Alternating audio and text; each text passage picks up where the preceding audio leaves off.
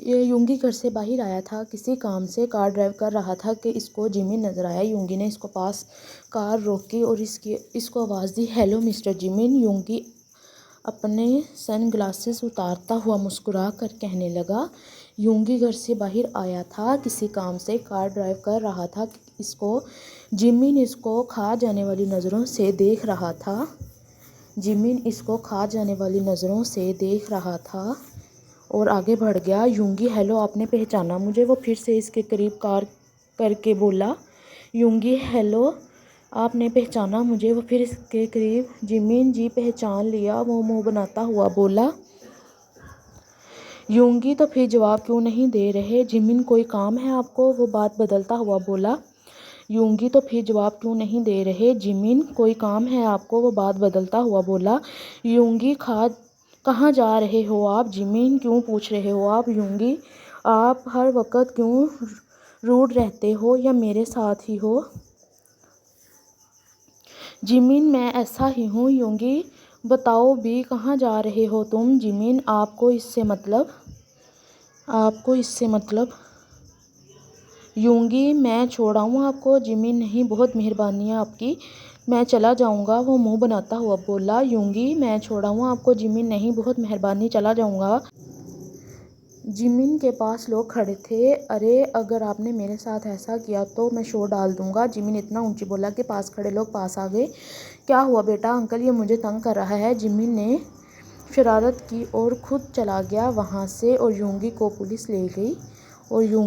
Police لے گئی۔ 15 دن گزر چکے تھے۔ جنکو کا زخم اب کافی بہتر تھا۔ ٹے نے اس کا بہت خیال رکھا تھا۔ جنکو روم میں بیٹھا ہوا تھا اور ٹے نیچے کچن میں تھا۔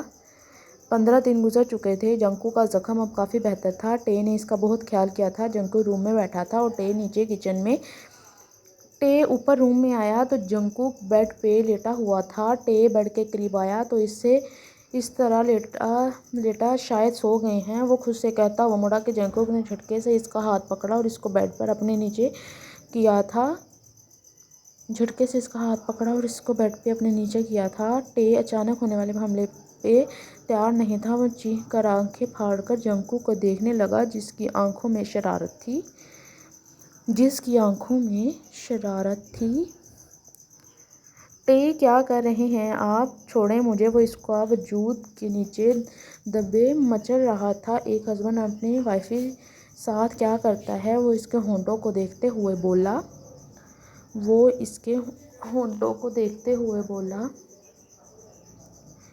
ٹے، جنکو، مجھے کچن میں کچھ کام ہے، وہ بہانہ بناتے ہوئے بولنے لگا۔ ٹے، جنکو، مجھے کچن میں کچھ کام ہے، وہ بہانہ بناتے ہوئے بولنے لگا۔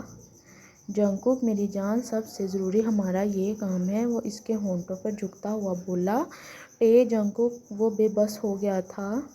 جنکو، میری جان، سب سے ضروری ہمارا یہ جنکو، ٹے، وہ اس کو گھورتا ہوا بولا۔ جنکو ٹے کے ہونٹوں پہ جھکا اور اس کے ہونٹوں پر اپنے ہونٹ رکھ کر جنکو کا فون بجنے لگا۔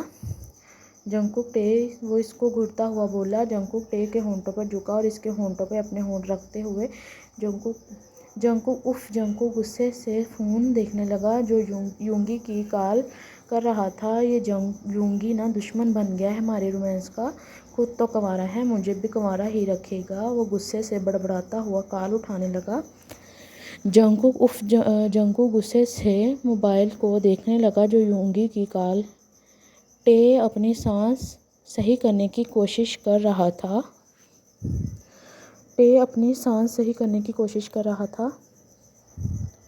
کیا پولیس اسٹیشن؟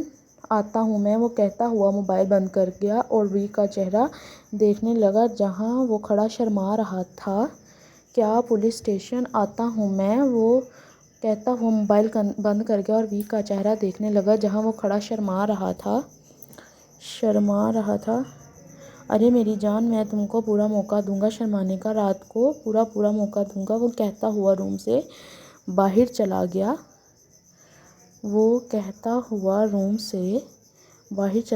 ارے میری جان، میں تم کو پورا موقع دوں گا شرمانے کا، رات کو پورا۔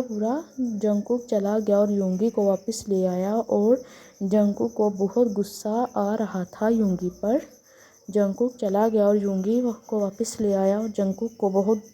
زیادہ غصہ آ رہا تھا یونگی پہ،